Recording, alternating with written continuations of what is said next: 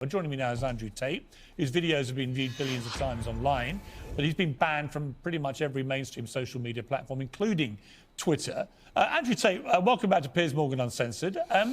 Your take on this, I think, is quite interesting because you've been a victim of being, if victim's the right word, but you've been removed from social media platforms for your opinions. Elon Musk is dedicated... Cancelled, gang. Also, hit the up rumble right now. I don't know why the word is rumble for the like button. It is what it is. Sorry, Chris. Click the up rumble right now. We almost got 4,000 people watching. Let's get this shit on the front page. He says, to restoring free speech. Do you think that's going to include you, for example? I don't think it matters if it includes me or not. I think what's important is that free speech is the #1 weapon against absolute tyranny. And although you cannot have complete free speech because then conversations completely break down into asinine insult fests, I do like the idea of the changing of the guard when it comes to control over information. Is it possible, Andrew Tate, to actually police something like Twitter, to be a platform for genuine free speech? Or is it so toxic and Yo, why you look so mad, Andrew? tribal now that whatever happens... You look like you want to punch the camera.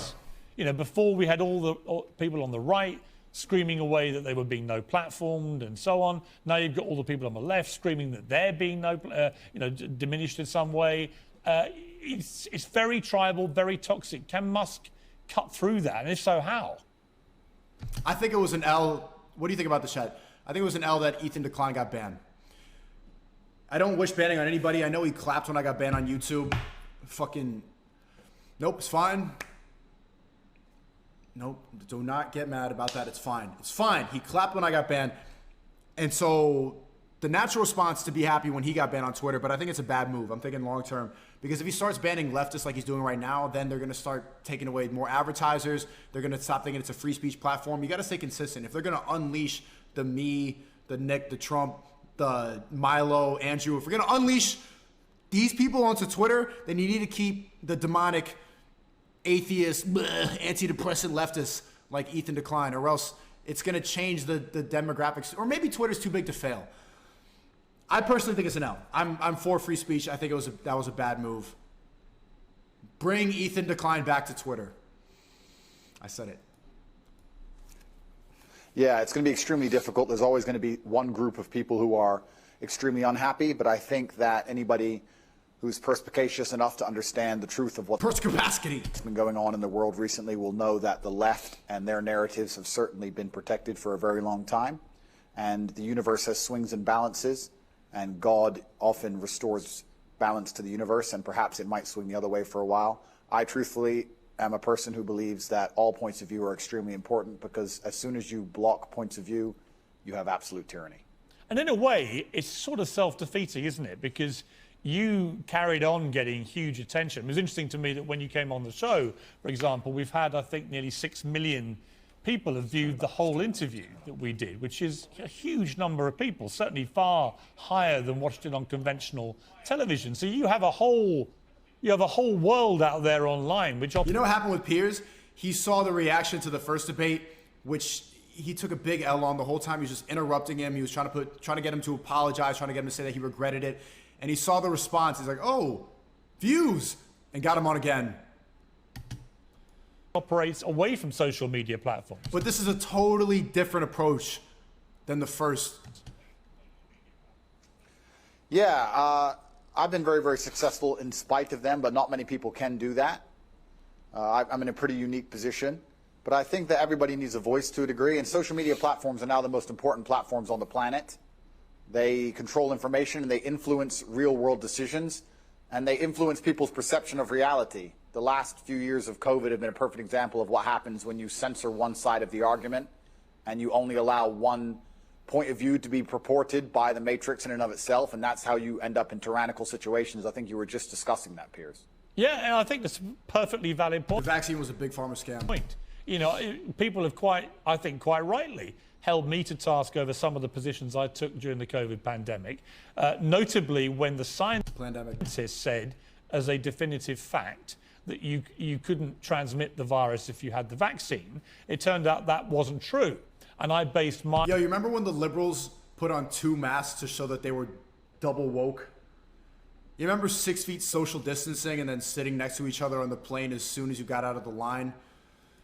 My observations on that supposed fact and said, right, well, in that case, if you refuse to be vaccinated, you shouldn't get the same rights as people who've been vaccinated. If it's true that if you're unjabbed, you can pass it on. It turned out, actually, there's not much difference whether you've been vaccinated or not. And at that point, I changed my mind. But I felt that there were a lot of people who were being deplatformed. And you say natty or not? Yes. From Twitter at the time for questioning the validity of... I'd be honest, if I saw him jabbing some shit, I would tell you. Scientific statements, and they would then be a complete U-turn. So I do think it was a very interesting period, actually, for testing what free speech means. It was actually worse than that. You're right, Piers, but it was actually worse than interesting, because what happens is when you censor an entire side of the argument and only allowed one side of the argument to have a voice, you are changing reality in real time. You are shaping the world.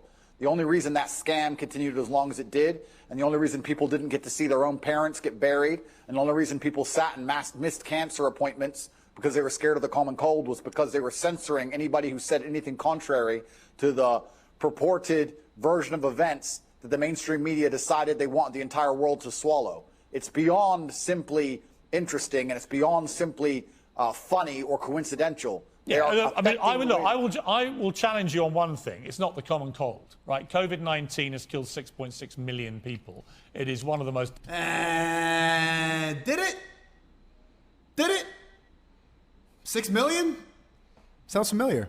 Deadly viruses, certainly of our lifetime. So it wasn't the common cold, but I do think it is completely justified. That was a joke, by the way. I'm just joking. I'm just joking. It was probably they're right. God bless you, bro. Thank you, Josiah. God bless you. I'm a Christian, and I also believe the Jewish calendar to be somewhat accurate, prophetic. You should definitely look into it. Appreciate you, bro. Keep seeking God. Jesus is King. Put it in my Discord. I'll react to it. Another 5 from Only Chat. He gave a Rumble link. Civil War red pill. Nick didn't do good on the Civil War question. Okay. Put it in my Discord. For people to say we should be more cautious, I think, about accepting during fast-moving pandemics the word of scientists as being sacrosanct, because on a number of things, from the use of masks to the efficacy of vaccines in preventing transmission, they did massive U-turns. I've read enough history books to know that the people who do the censoring are never the good guys. And they've been censoring a lot of arguments for a very long time in the name of good. They are weaponizing virtue, and it's always in the name of tyranny. Anybody who is out here trying to silence an entire side of an argument on any subject, whether it's COVID-19, immigration, anything else, they are the evil people who are out for absolute mind control of the populace. And they should be feared. I certainly agree that I think the healthiest thing for any democracy is for all views to be aired and debated. We seem to have lost the ability. That's why Ethan declined. Free Ethan, free L3L3. Bring him back. I want to hear his great takes and his droning antidepressant voice.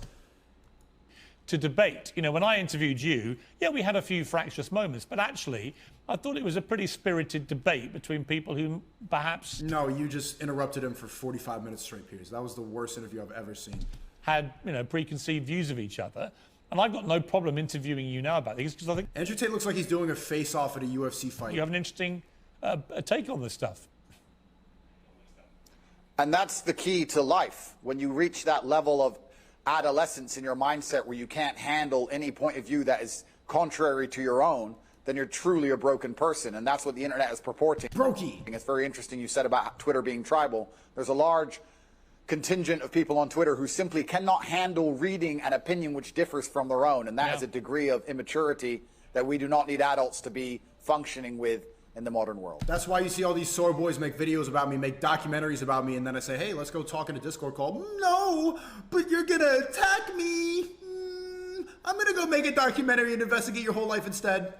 No, I agree. If you were Elon Musk, this idea of charging $8 now a month, whatever it is, to access the blue tick premium Twitter account, would you do that? Would you pay the extra? I think that social media companies for a very long time have lived in an absolute fantasy where they've printed money from thin air by charging people for pixels, and they grew into these large conglomerates with too many staff sitting around doing nothing, having coffee breaks. And Elon Musk is a businessman. He's walked into the office and he's firing a bunch of people who are messing around doing nothing, and he wants his business to make money, as it absolutely should. And how he decides that happens is his prerogative. I don't see why we should sit and accept that a website needs 200,000 people sitting around discussing in long meetings, sitting on beanbags about policy of human rights of some garbage. Elon, unban me. I'm paying the $8. I don't think that's that big of a deal. Or the liberals are crying about that chat. WRL, is that really that big of a deal paying $8 for a blue? You don't have to pay it. You don't have to. It's fine. I don't know why that's freaking everybody out. When he's come along and said, no, I'm a businessman, we're going to charge for our service, we're going to reduce the number of staff, and we're going to be a functional, coherent company, as they should be. And it's his prerogative to do it as he's bought the company. I think he can do whatever he wants. Yeah, I mean, I don't disagree, because I remember the appalling censorship of the New York Post exclusive about Hunter Biden, the son of the president, about his laptop. This is 3 weeks before the election that Joe Biden won. He was heading, to a possible victory, but it was tight.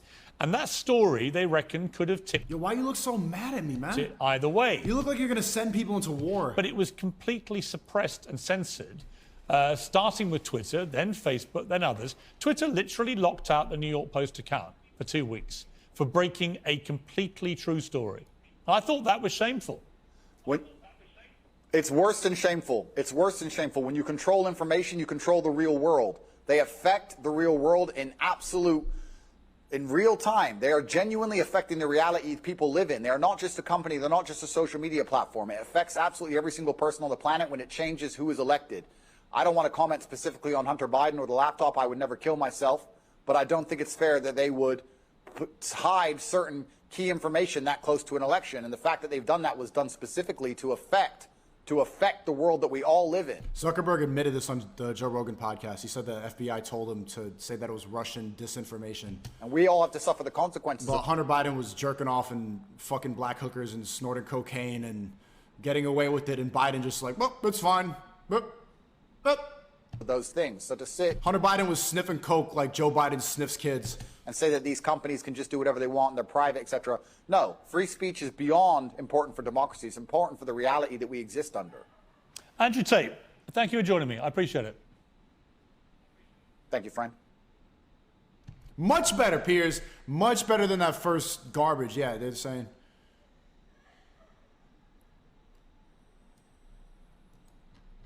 I hope the pendulum is swinging in the right direction, chat. What do you think about... I think Elon acquiring Twitter is a good move in the right direction, but it's a little bit discouraging, the canceled life. I'm not gonna lie. I'm not completely. I'm not alpha male. I'm really not. I still have some adolescent tendencies. You guys call me out on it a lot. I freak out. I yell. I could be more stoic, alpha. Meh. Getting banned has affected me, and it's still like in the middle of the day, I'll be like, "Fuck, bro, fuck." But I think it's going to go in the right direction. It's going to be 3 months of still transitioning weird, but there's going to be light at the end of the tunnel. I'm suing Google.